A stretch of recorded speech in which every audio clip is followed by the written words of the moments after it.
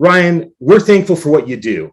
You're a guy that's taken on a huge responsibility at Polygon so you can help this community do great projects, diverse projects. Of course, you're going to be lean toward gaming, but would you mind introducing yourself to our community for those that don't know you? And let's dive in and talk a bit about Polygon. Yeah, I'm the CEO of Polygon Studios. Polygon Studios is basically the biz dev, developer relationship, partner success arm of Polygon Technology. So we help make sure when partners are choosing to build on Polygon, that we help them integrate with Polygon's tech stack and then ensure their long-term success. So whether it's helping with go-to-market, smart contract auditing, tokenomics, like we really want to make sure that we're at service to the developer ecosystem. And so it's building the framework and infrastructure to do just that. I'm excited to be here. Spent almost 8 years building the gaming vertical at YouTube. We're seeing a lot of developers choosing Polygon as a platform that they want to build on. So we want to make sure that we're actually serving them and helping them, right? And that they're not just kind of going on and feeling like they're on an island or alone. We want to make sure we're helping facilitate dialogue with other developers and engaging with them. So we're really excited. When it comes to the current community as it is, and what you'd like to see develop in terms of the developer community as you envision how to best support it, what are some things that you're looking toward in terms of enhancing the relationship and the engagement and the support on Polygon's side for those that are building? Yeah, I mean, I think there's a lot of things to unpack there. I think everybody, believes in the future of Ethereum. And we believe that we will be the platform, the transaction platform for Ethereum, and that Ethereum will be the settlement layer for those transactions. And I feel like everybody's pretty bullish on that. And so we really want to say, okay, that in mind, then a lot of people are building on Polygon because there's, zero carbon emissions, because the gas fees are low, because we have this thriving developer ecosystem. And so we also want to make sure that we're building and putting people in place to help scale that. We have 7,000 decentralized apps already on Polygon, and that ranges a wide variety from games to music to entertainment and everything in between. So it's been exciting to see the growth and making sure that we adequately support it. And how do we build a company that supports 70,000 dApps and 100,000 and then ultimately 1 million. And so that's the kind of team and expectations that we're building right now. When you think about NFTs and gaming, I know Bloomberg had an article that talked about your different perspective of it. Of course, you're going to have a different perspective because of the consistency by which you've built out the gaming industry and now coming to Polygon. Can you talk a bit about the state of where NFT gaming is at in your view and the potential for where it could go as things develop over time?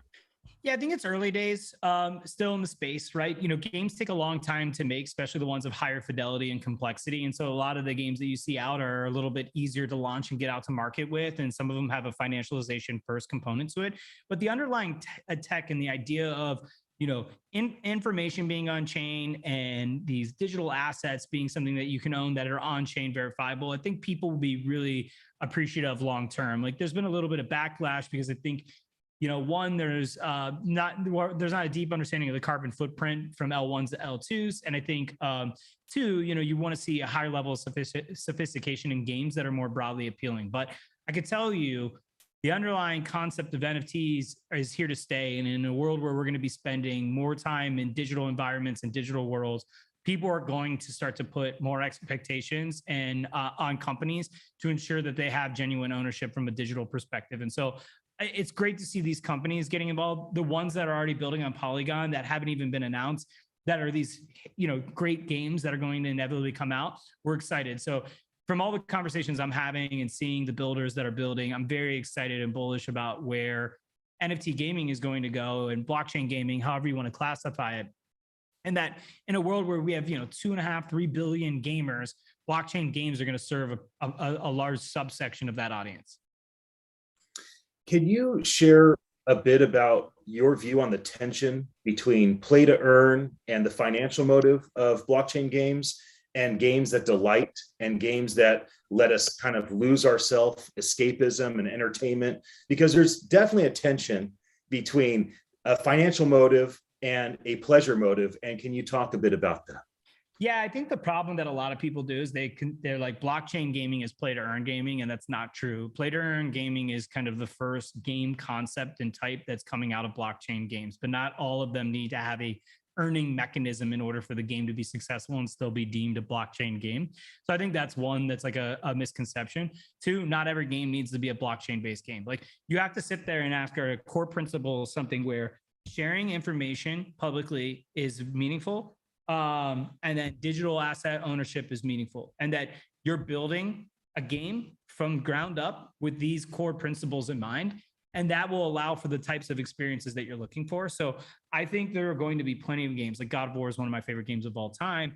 Zero, and I mean zero reason to make that a blockchain based game, but also the games like an Axie Infinity or Carbata or whatever these other ones, which have these like low graphic fidelity game mechanics, but have a kind of a financialization component. There's going to be a world between that and everything else in between where blockchain games can still thrive and NFTs can still thrive, and it not being fixated on the earning mechanism of playing, right? Like it's just, you could have a tactical shooter with this free thriving marketplace where you own these digital items, and that artists can actually, build and create assets within the game that can be minted that people can use and so forth. Like that will be its own economy. And there could be an earning element to it because like, oh, I got into season 1 of this game, I got an NFT or the token price went up or whatever it is, and I earned money because of that, which is great, but it won't be the core mechanic or principle of the game. When you think about diversity in NFTs, a lot of NFTs are built around DAOs, PFP projects, communities, and now games is huge, music is coming in. But when you think about what Polygon as a overarching company, Polygon Studios, and all the different elements of what the teams are doing there, where is the conversation around diversity of projects, diversity of utility? Can you give us a bit of an insight in terms of how you and your peers there are thinking through diversity when it comes to utility and projects? Yeah, no, I love it. I think a lot of people still in the space that maybe are not, fully acclimated with what's happening in Web3 associate everything with like a PFP NFT project. And the reality is you're starting to see so many different companies emerge that are thinking about NFTs and utilization in a lot of different ways.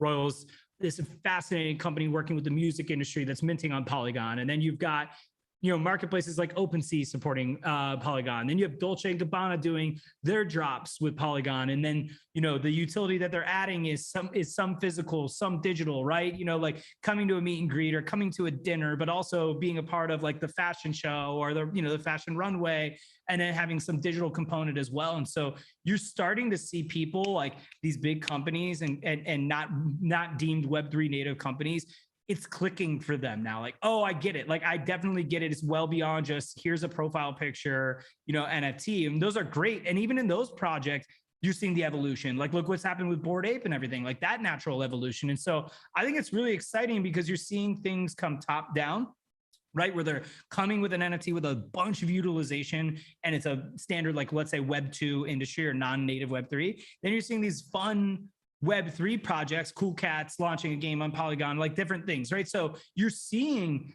different, ways that people are kind of creating both upwards and downwards. And that part is exciting to me, but it runs the whole gamut of music, entertainment, fast food, news, ticketing, sports, like all this different elements, right, that are coming together. And, they're choosing to build on Polygon because it's really easy to build on, because they have developer support, right? Because we offer a variety of solutions, whether it's our POS or our subnets or our ZKs that are coming out. And I think everybody's big believers in Ethereum. And so, our success is very much tied to Ethereum. So we're seeing just a wide gamut of different projects that are coming in. And I'm fascinated. And that's why I like sitting in the studio's position, because you get to see all of these different projects as they unfold. So we'll wrap the conversation. I mean, I imagine I could talk for a long time, but we wanted to just make sure that the folks that are part of the NFT NYC community recognize how grateful we are as a team for Polygon sponsorship, the involvement that you and the team will have. And we want to give you a moment to say hello to everybody. A big announcement that happened this week, or at least a push of a previous announcement, is the zero carbon neutral agenda for 2022, and even to be carbon positive. I feel like not only does Polygon bring a inexpensive option to develop and support for developers, but now with this announcement, it gets over any hurdle by which certain teams might say, oh, can't do this with the blockchain, can't do this with NFTs, because, you know, we're conscious of being good stewards of the earth. Can you talk a bit about why that was prioritized, and what type of things that you'd like to see others maybe inspired that are other layer one blockchains that maybe can follow your lead in that regard? Yeah, I mean, philosophically, we can't be making, you know, this innovation in this sector can't come at the cost of the planet. And I think everybody's objections to those who don't have a zero carbon footprint are warranted. And we should continue to press against all chains and all platforms that are causing, you know, carbon emissions. And so it was really important for us to get to where we are. And we spent a lot of time and energy, no pun intended, to make sure that that actually didn't happen anymore and that we would reduce that. And it obviously matters to a lot of our partners as well. And with the ETH merge that's happening, I think also that continues to add to that. You know, switching the consensus mechanism is also really good for this Ethereum to Polygon combination that we have. And we think will be, you know, the best platform with that in mind. So we're really excited about that. And it's great. I would say I'm excited just about this NFT NYC because I was there in November, was working at YouTube, and I'm excited to go back now, actually, you know, fully integrated into the space by working at Polygon. And so I want to say it was the best, most fun event I have ever been to. Everybody was like so welcoming and, you know, open heart, open mind, willing to talk. And that, I think truly that event in November made me fall in love with the space. And so I'm very excited to be back again. Well, we're going to have that be the final word because, of course, we celebrate that encouragement that you just gave us and the community, right? It's the community. We're just facilitators at NFT NYC, and it's happening, for those that may not be aware, this June 20th through the 23rd. Amazing leaders like Ryan, incredible companies like Polygon coming amongst everybody else to collaborate together, to create a environment, to foster people developing partnerships and getting the investments that they need, and recruiting the communities and reinforcing what they're able to do digitally with the physical. So Ryan, thank you, and thank your team for your partnership with us. We are very grateful, and I look forward to spending more time with you in June. Thank you so much for joining me for this. Yeah, thank you so much. We're grateful to you too.